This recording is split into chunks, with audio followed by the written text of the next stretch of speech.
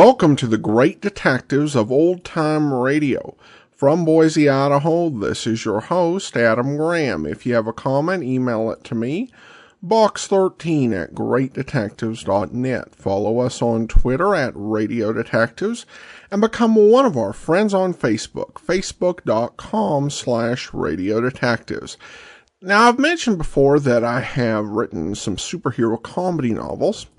I wanted to let you know that you can get the first one for free during the month of October. Digitally, you just go to tiny.cc/SUP giveaway, and you can get Tales of the Dim Night, along with a wide variety of other superhero books for free. That's just go to tiny.cc/SUP giveaway. Pick up your free copy of Tales of the Dim Night. Alright, well now it's time for today's episode of Boston Blackie. The original air date, October the 29th of 1946, and this one is The Granny's Witchcraft Murder.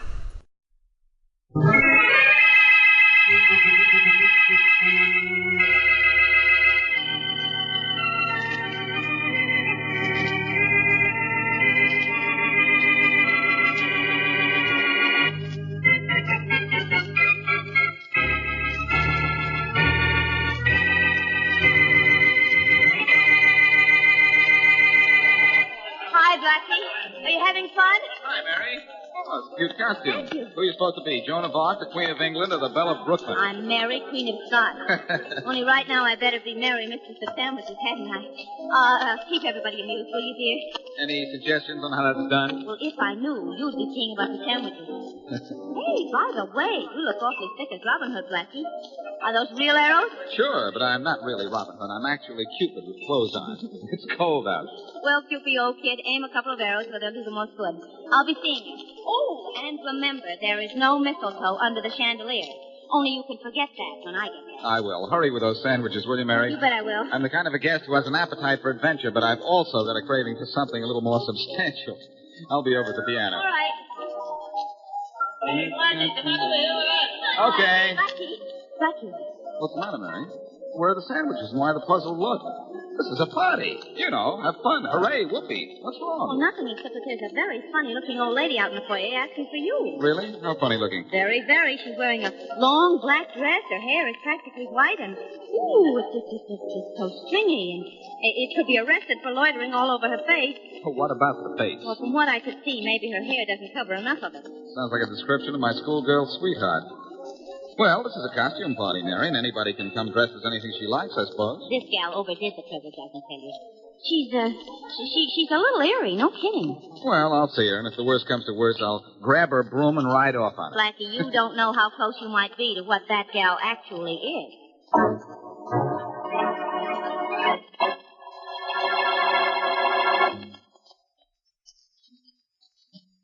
And now, back to Boston Blackie. Enemy to those who make him an enemy. Friend to those who have no friends.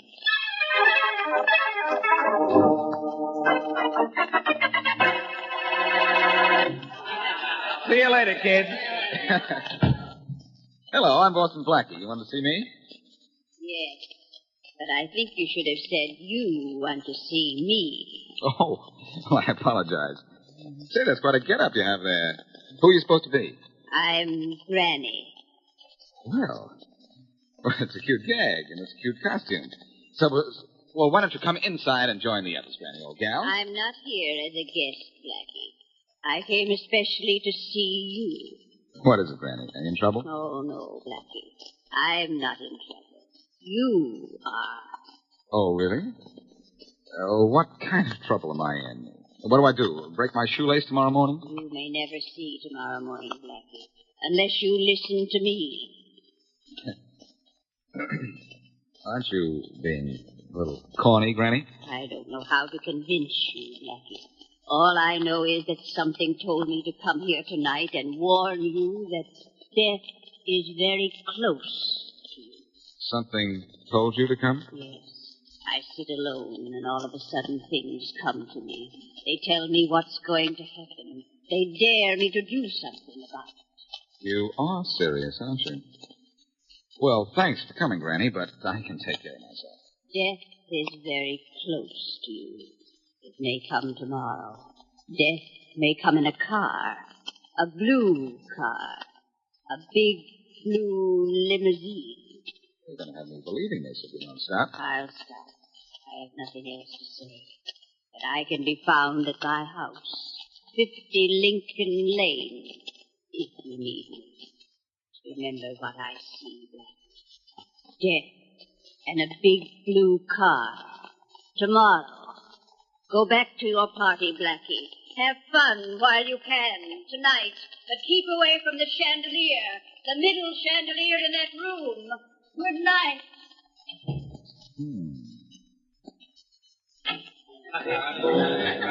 Blackie, where were you so long? I'm not sure, Mary. I think I was out in the foyer. For goodness sake, is something wrong? No, I don't suppose so. Okay, milady. Let's see that this party of yours keeps going. Right you are. Let's go over to the center of the room. The chandelier crashed down. Lucky nobody was under it. Well, I should say so, Blackie. How could an accident like that happen? That's not what bothers me. It's how could anyone know it's going to happen?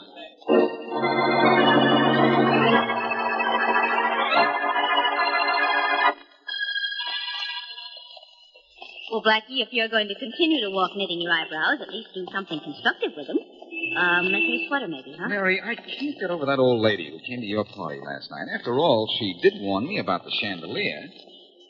I'm thinking... About that big blue sedan she warned you about?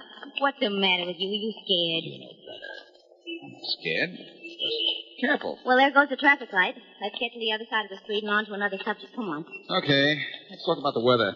You think we'll have any today? Well, now you know we might. It looks like we might, actually. Blackie, look out for that car! Jump, Mary, jump there! Oh,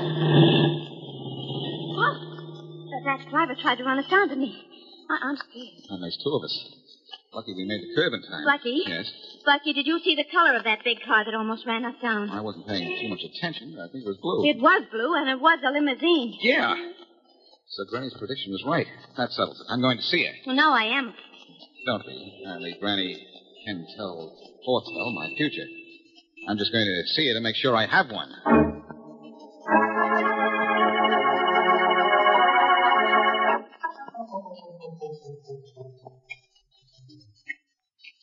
That did it, Hanson. I cut the burglar alarm so we could practically break this window now and nobody'd hear us. Good work, Pete. Right here. Take my ring and use a diamond on that window pane. Right, boss.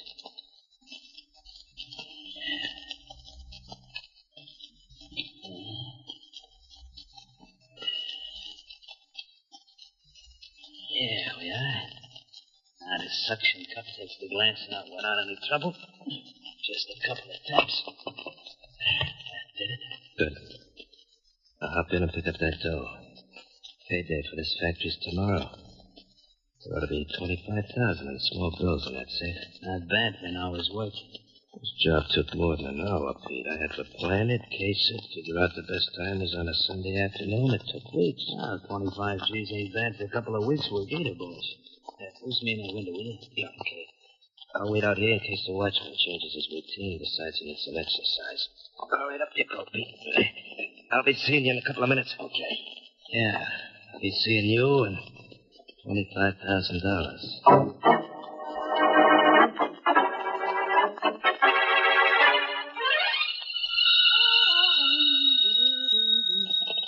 Hello? Hello, Blackie. Now do I sound like Blackie, Inspector Faraday? This is Mary Westland. Oh, you. Well, really, Inspector, I'm not that bad. I haven't been called you in years. Well, I just... But Blackie isn't here. I'm waiting for him, too. Well, when he comes in, tell him to call me right away at headquarters. I got something important to tell him. Just a little news he ought to know. Oh? Joe Hanson's back in town, and he hates Blackie worse than he hates anything in the world. Because Blackie sent him to prison 10 years ago. Inspector, are you positive he's back? I'm more than positive. I'm sure. Now, you be sure you have Blackie call me, eh? Well, all right, but I could tell him, couldn't I? Yeah, I guess so. You tell him it's with me. I don't want to talk to the big lug anyhow.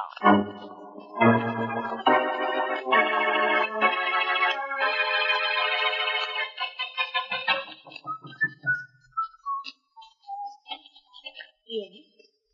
Oh, hello. Hello. This is 50 Lincoln Lane, isn't it? Yes, it is, Blackie. And I've been expecting you. Come in. You've been expecting me? You mean you and I have met before, Georgia? Certainly. We met last night at Miss Leslie's party. That's when I gave you the suggestion. Now, wait a minute. Don't try to tell me you're Granny. I knew who you were, didn't I? Of course I'm Granny. I beg your pardon, but I'm afraid I heard what you said. Now, look. Granny wasn't using makeup, and she looked at least 70 years old, and you're not more than 25. To tell you the truth, I don't know how old I am. Please sit down. Thanks. You're just going to have to trust me, Blackie, if I'm to help. That's what I came to see you about. Somebody tried to run me down in an automobile about an hour ago. A big blue limousine. Yes, I know. As soon as it came to me how they were going to try to kill you, I called you on the telephone, but there was no answer. Wait a minute. Before I really start believing this. First of all, how can you be Granny? Just a minute, Blackie. If it will make you more comfortable, I'll be the way you remember me.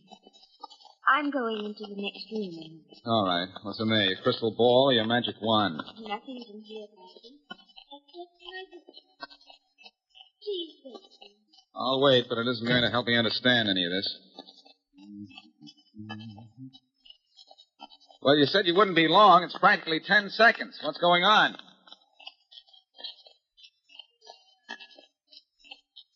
You see, Blackie, I was Granny all the time. And now I look like Granny. This can't happen to me. Oh, I get it. This whole thing is a gag. That young girl is in that room. Think so, Blackie?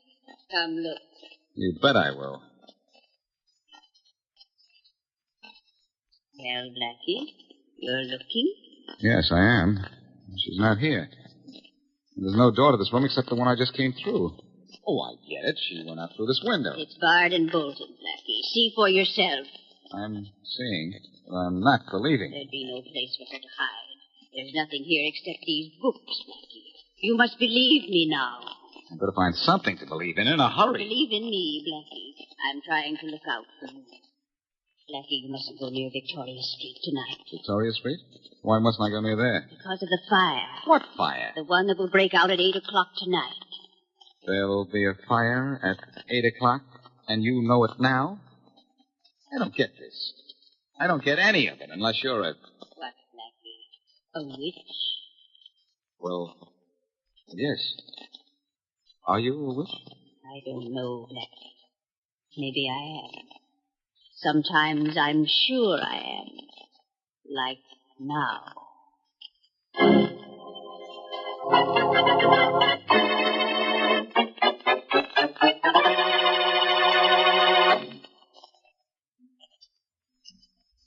And now back to Boston Blackie.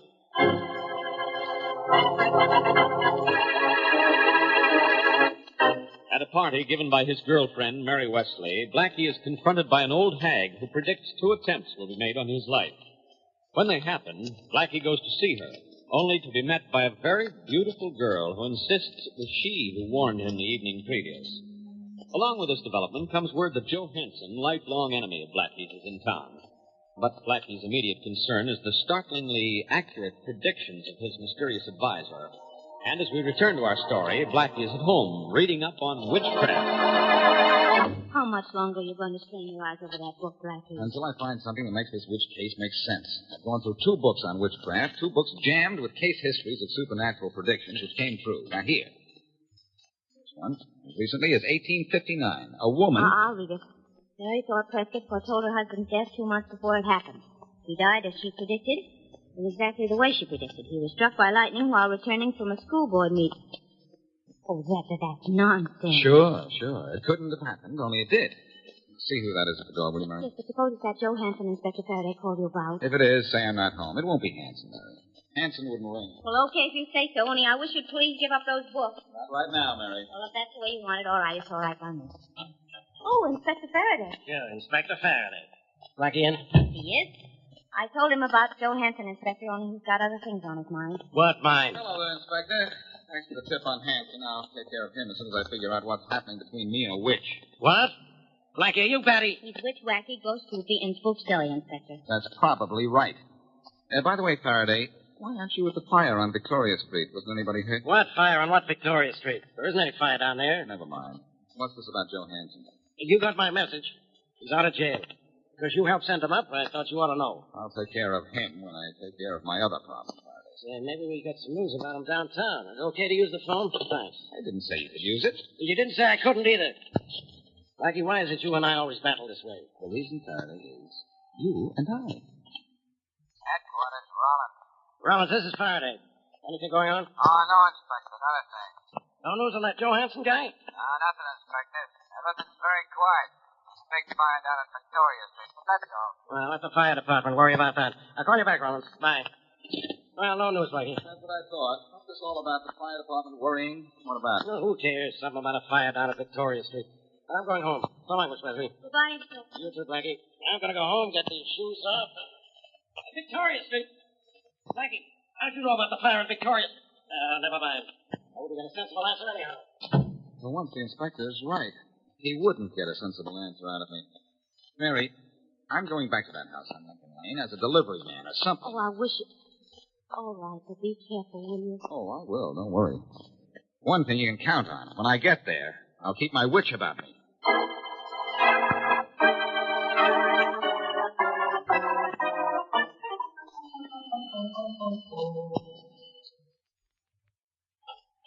Yes. Hello, I got this a chair for you. All right if I bring him in? Chair? Yes, I ordered a chair. Put it in the living room. This way, please. Right. Ever been working on the rain? Put it right down there. That's right. Thank you. It's no trouble, lady. I guess that's all. Lady, your phone she's ringing. Yes, I know. You're not going to answer it? Yes, I'll answer it as soon as you leave, Blackie. You knew it was me? You didn't try to fool me, Blackie. Not me. I knew you were coming even before you decided to come. Would you please go now? I really must answer the phone. And you can't while I'm here? No. Oh, that's fine. You know, it might be your friend Death calling to tell you when he's calling for me. It might be. Well, do me a favor. Ask him where he's calling from.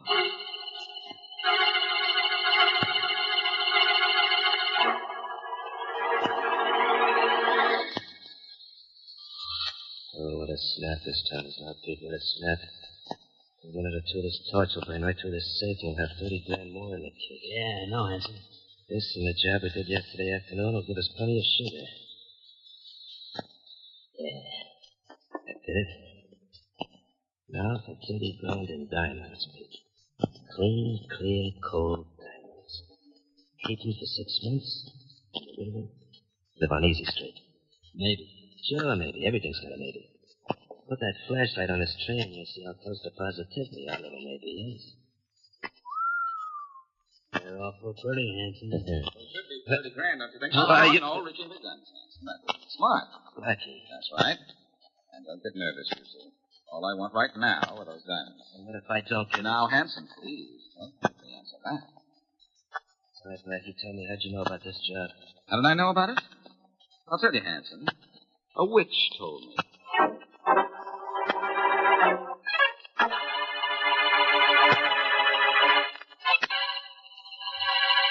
$30,000 in diamond I lose, Inspector Faraday, and you sit there. What kind of police force do we have here? I'm not the whole police force, Mr. Van Gelder. I'm only one man.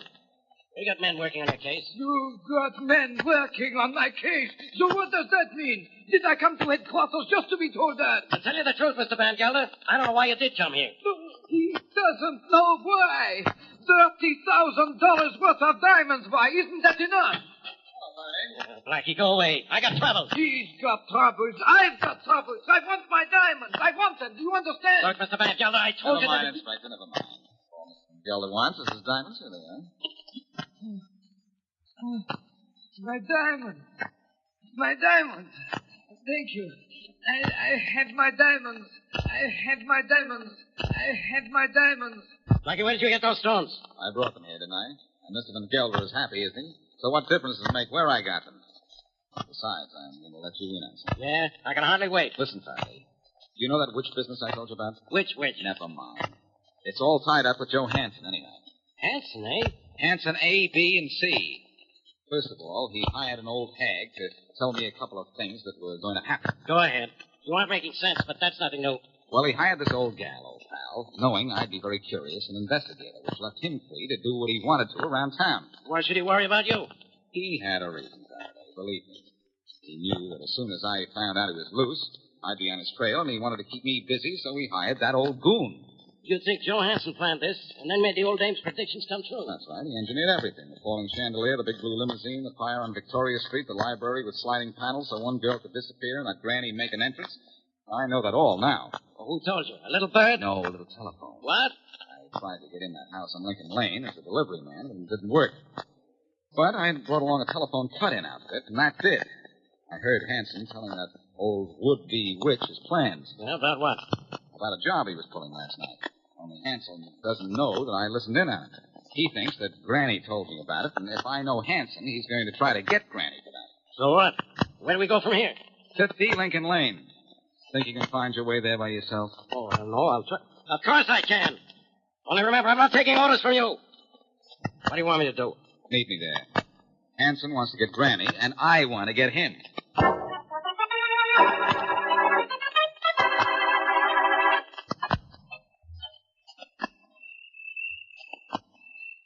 Right in here behind this hedge gives me the creeps, too. How can't we forget this business of taking care of Granny? We've got that money you and Pete got from the factory.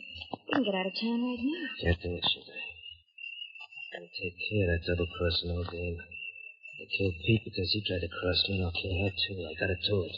You've forgotten about Boston Blackie and not tried to keep him out of your way until you were ready to get him. We'd be okay now. Can't forget. Something inside me don't let me forget. Maybe you better remember that, too. Sure. As soon as it gets dark, we take care of Granny and beat it. Got a plane all gassed up and ready to go. And we gotta wait till it's dark. Dark enough now, Joe. Look. Light just went on the living room. All right, get over to the window. Tell me what you see. All right. There can't be anybody in the house, though, except Granny. It's gotta be her. Just look inside. Don't tell me who it's gotta be. Well? I can see her. She's sitting in that big wingback chair reading. Nice and calm and easy. Just as if she hadn't crossed it. I'll take care of her right now.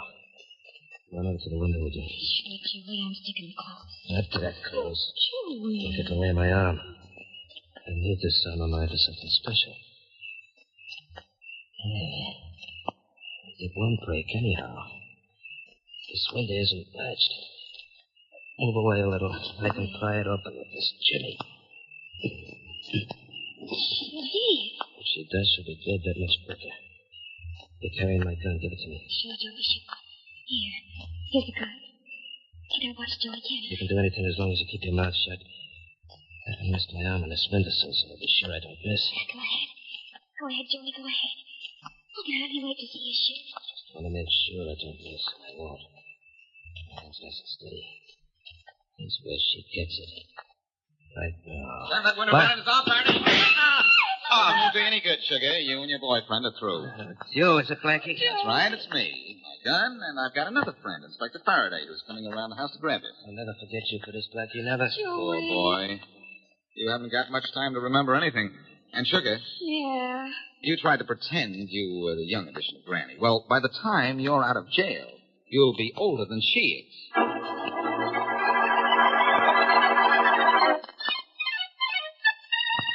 Blackie, at least you grant me that there was nothing supernatural about Granny and her predictions. Will I, Mary? What makes you say that? Well, you as much as said it. You told Inspector Faraday that Joe Hansen arranged all those cunning little episodes which Granny imagined in advance. Yeah, I guess that's right, Mary McGill, except for one thing. Of course, Faraday found it was Hansen's gun that knocked off his ex-buddy, Pete. So there was no reason for Hansen not to admit cooking up this witch thing against me. Well, he did, didn't he? Oh, sure. He admits everything. Except starting that fire on Victoria Street. Well, he'd have no reason to deny that. Maybe he didn't do it. Well, in that case, how did Granny know about it in advance? I never thought about that. Well, why don't you ask her? I tried to find her this morning, Mary. And maybe she is a witch, and maybe she's just a frightened old woman. But for all I know, she's disappeared into thin air.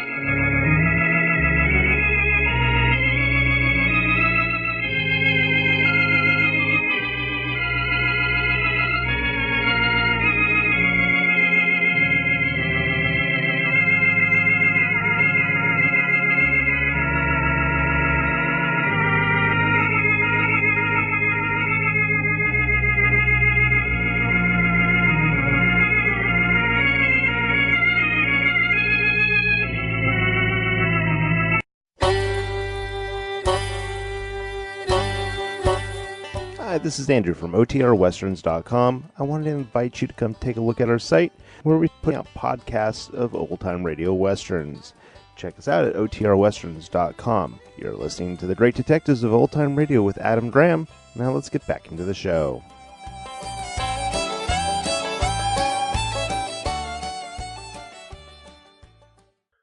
Welcome back. Well, obviously a Halloween episode. I guess Robin Hood's a pretty appropriate costume for Boston Blackie. Though I have to wonder why Blackie mistook a Mary Queen of Scots costume for a Joan of Arc costume. And I do wonder how much people dress up as that detailed sort of historical figure these days. I did think the ending was a little bit strange. In trying to leave the possibility there might have been something supernatural about Granny because it's Halloween and we want to be spooky. Never mind the fact that everything in the case, other than the fire, was a hoax. I mean, the younger version of Granny, the chandelier, the blue limo, is all a hoax. So if she were a witch, it'd be like she was just needing a spare job or what? But spooky, I guess. Alright, well, I guess that'll do it for today. If you do have a comment, email it to me, box13@greatdetectives.net. Follow us on Twitter at Radio Detectives, and become one of our friends on Facebook, facebook.com/Radio Detectives. From Boise, Idaho, this is your host, Adam Graham, signing off.